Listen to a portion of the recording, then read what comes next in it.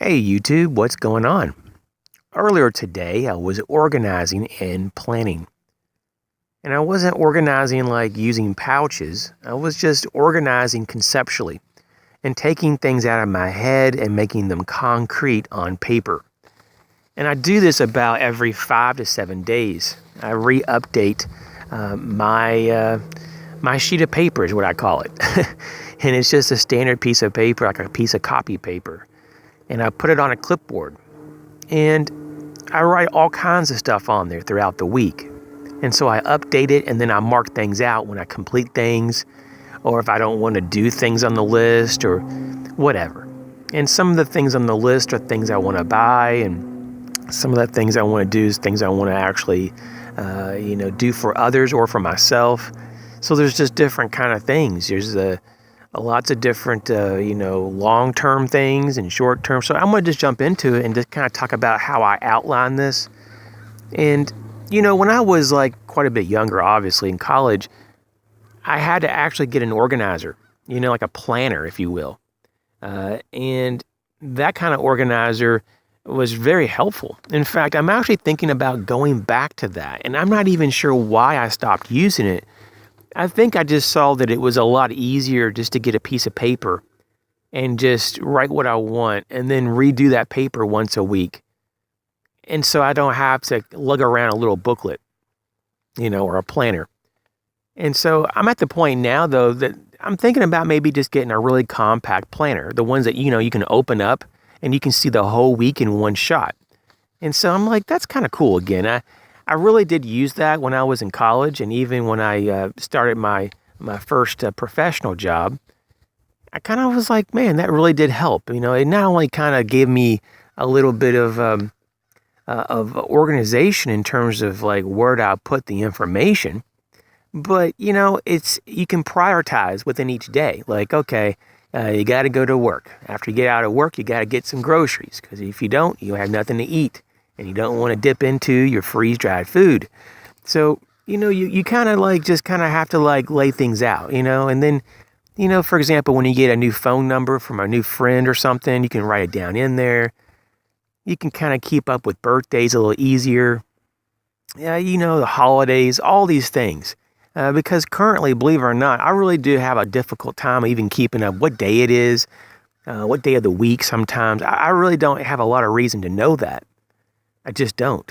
I mean, I know that typically on Saturday I try to get a video up on the other channel, Everyday Prepper, but even recently I've been doing them most time at like Friday nights and stuff. I just get a little head start, but that's the only thing that I really know that I have to do. Like I have a pretty much open schedule, my life isn't like really that regimented, if you will. I have a very, very open schedule, and I have a ton of time, like a ton of free time. Now, I keep busy like you wouldn't believe. And most people would think that, I'm just overwhelmed with stuff. And there's times I almost feel overwhelmed because I get myself into so many different things that are good, not regretful. I just do a lot of stuff.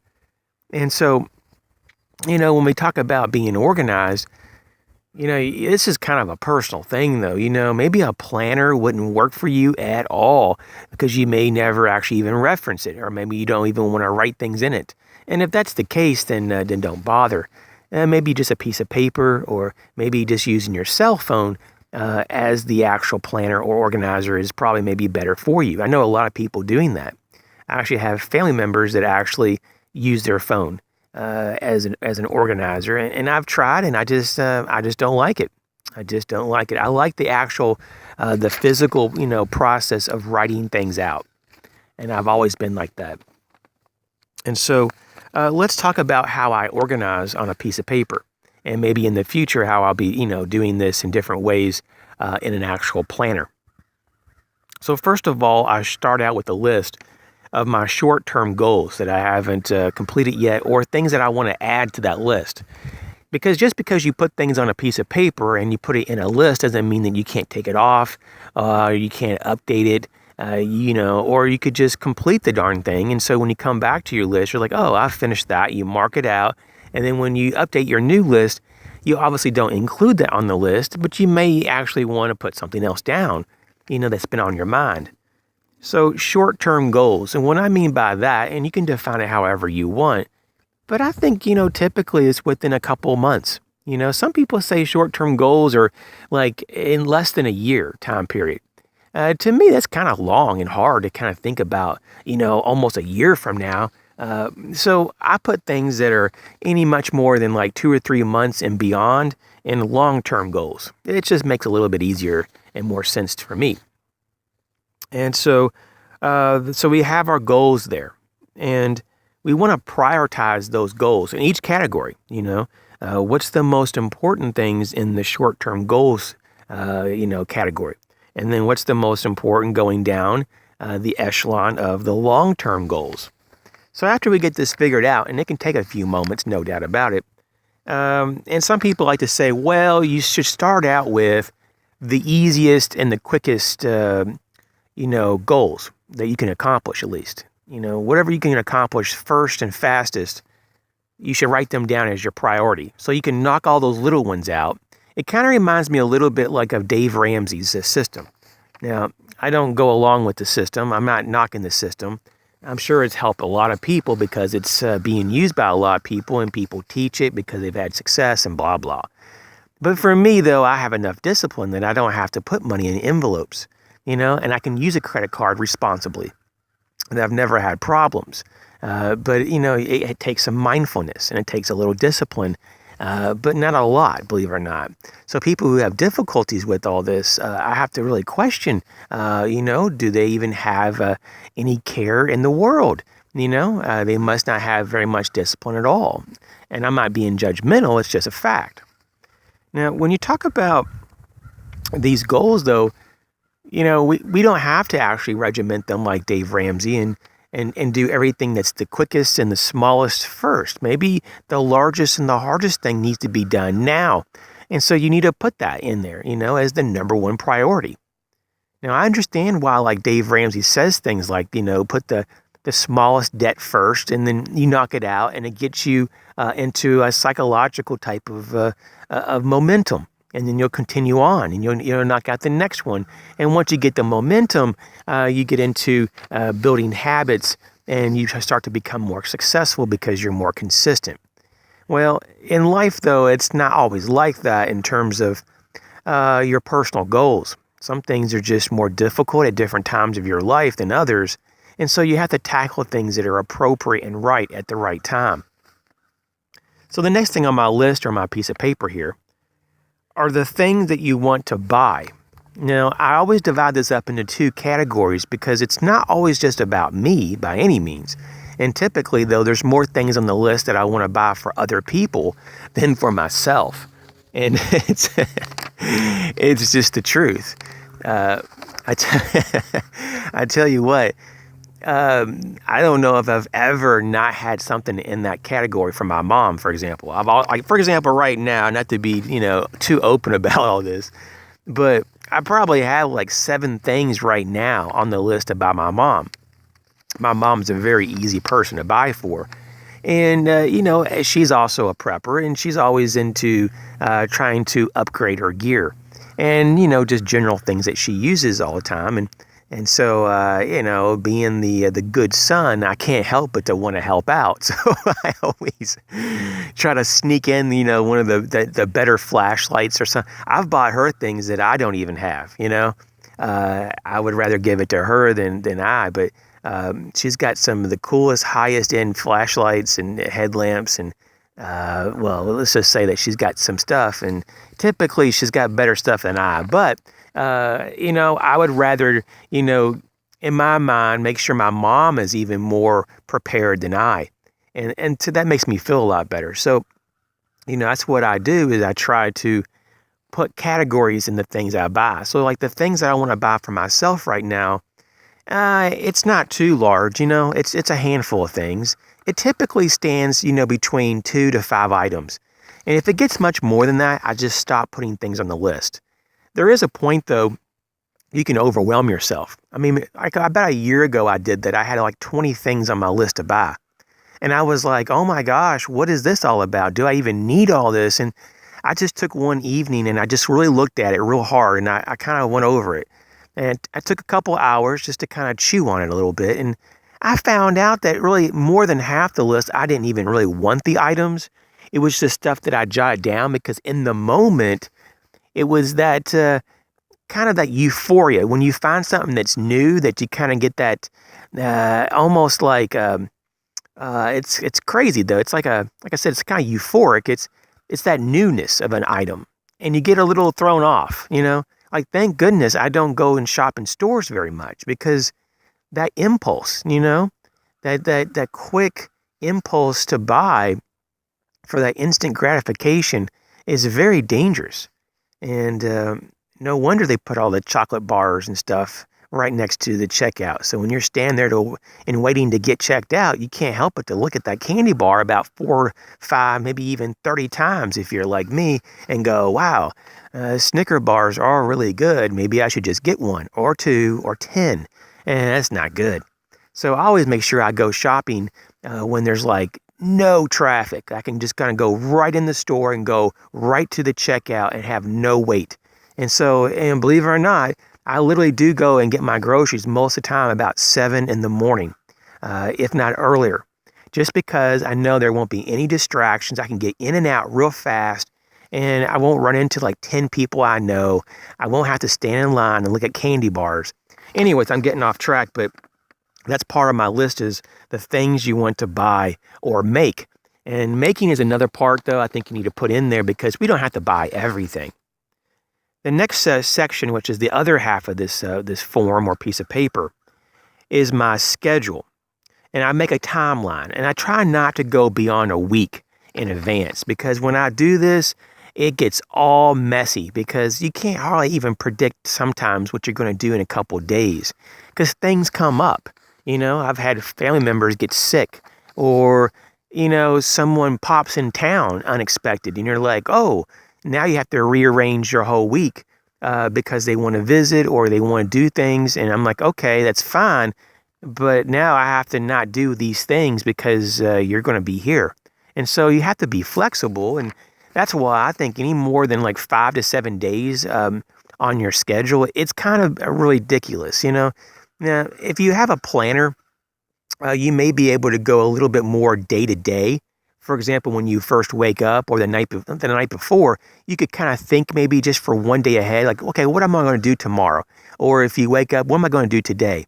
Now, that's cool to some degree. But just for me, though, I like at least a few days in advance just to kind of chew on what I want to do with my time. So what I do in this timeline schedule is not only just write out things I want to do in that day, but I prioritize what's the most important thing to do in that day. So I put also, just like on the short-term and long-term goals, a date to start those goals and how I'm going to actually do it, a plan of action and a date that, at least a target date that I'm going to try to finish it. So that's kind of something I look at. Then the same thing in my scheduled timeline, I have a priority that I try to look at what's the most important because I think if you're honest with yourself, you know that the first few hours when you wake up, at least if you're like me, I'm very motivated and very clear-headed, and I have like a lot better use of my brain. It just seems to be, functioning like it should be, and I'm not fatigued. I'm very level-headed and grounded, and I do my best work in the first 2 hours of when I'm awake. Now, I'm still pretty good up until maybe like 6 or 7 hours into the day, and then I start to slowly drop off in my abilities. Now, not very much. Sometimes it's not even noticeable, but I know it's there. So, like my best videos that I've ever done were first thing in the morning. And so, like, for example, today it's kind of midday. And I mean, I've been up for a while. Nowadays, I typically have been getting up, around 6 o'clock in the morning, maybe even earlier. A few weeks ago, I was getting up at 4:30 in the morning, and I had to stop doing that. When you get up so early, though, and the sun isn't going to come out for a few hours, I don't know. I had to push back my sleep a little bit so I can actually get up at a little bit later time. But for me, though, I just noticed, though, if I can get everything that I really want done that's critical before noon and get in those at least those first 4 to 6 hours roughly, man, that really helps me. I feel like I do a better job doing those things. And so down the list we go in terms of the schedule timeline. What priorities, number one, priority number two, and so forth. And I would try to overwhelm yourself on each day of the week either. Don't put 10 to 20 things a day to do. That's stressful. I try to keep it, under 5 things. Of course, you do what you have to do, man. But for me, sometimes I try to do just 1 or 2 things and then enjoy my freaking day. There are days that I get a little bit wound up. Some people say almost manic. Just because I'm so motivated to do something. And so I might just by my very nature do 5 to 6 things, but I try not to actually, write them down. And so by not writing them down, sometimes I find that after I finish everything, especially if I finish things early, I still want to do more things. And so I can look at the day ahead and maybe even knock out the day ahead goals. And that's really cool when you can actually be a few days ahead of yourself. That's pretty fun. Now, the last thing on my sheet here, and hopefully this video isn't getting too long, is my budget. Because you have to coincide a budget with your schedule and your goals and things you want and things you want for others and all that jazz. So your budget is paramount, and you only know what you buy. I'm just going to rattle off some things that I actually spend money on, and it's just kind of a primer or outline just to get you thinking about all those things, especially for those people who actually don't sit down on a weekly or even a monthly basis to write out a written budget of what you even do with your money. You might be shocked to know how much you spend on food. You might be shocked to know how much gasoline for your vehicle that you actually burn. These days I've really been able to minimize some of these categories, but it took a lot of effort and took many years to get this to actually work. So let me just rattle off some stuff here and then I'll get off and let you get back to living your life. First thing on the budget would be like food. That's a kind of a big one for families. Water, housing, that's a real big one. Insurance, man, health. You got your home insurance, car, life, accident, firearm insurance, long-term care, and there's like a bazillion other types of insurance. Your car upkeep. Once again, your gasoline. It's so easy just to burn up a couple $100 a week on gas if you just like driving around, and especially if you don't have a very efficient vehicle. Childcare, education, hobbies, prepping. That's a real big one if you're a real prepper.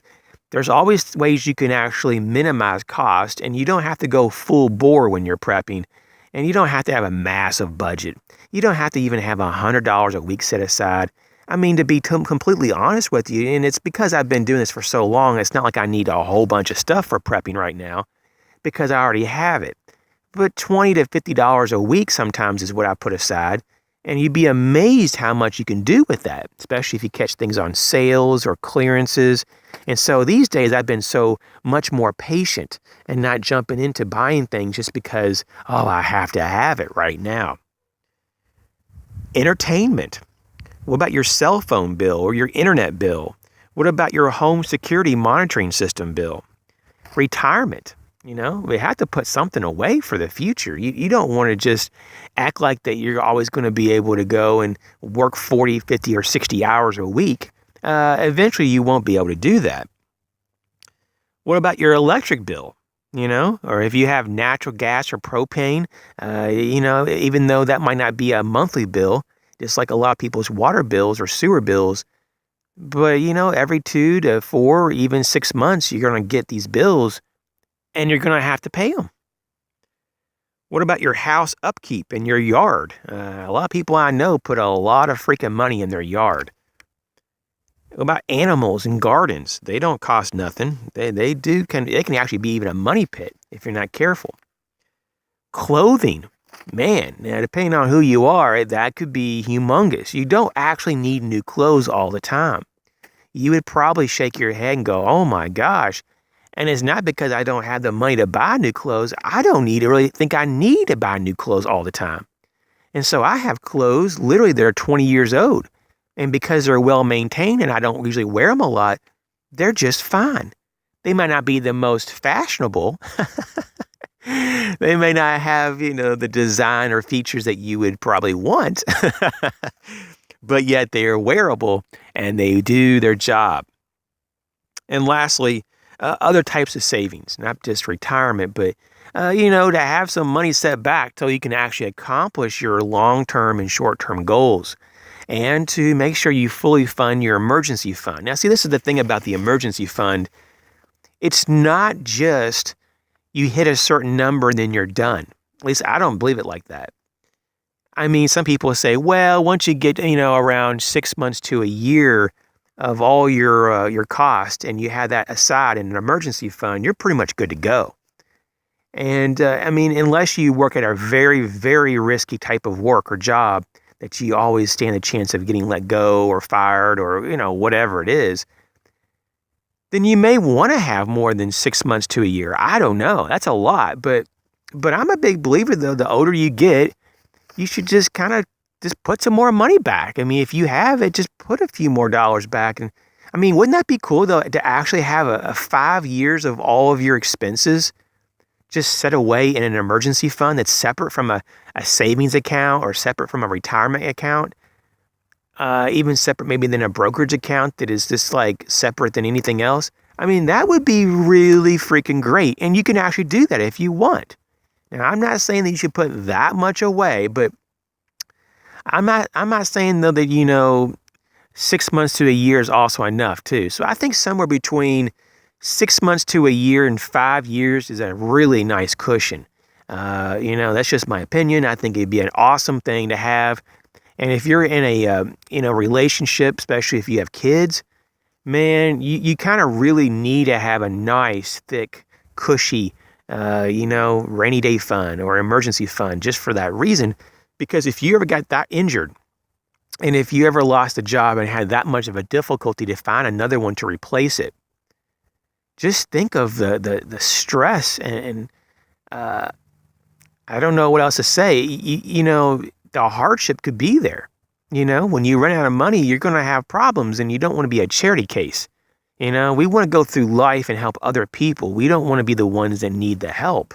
And if you need help, it's okay to ask.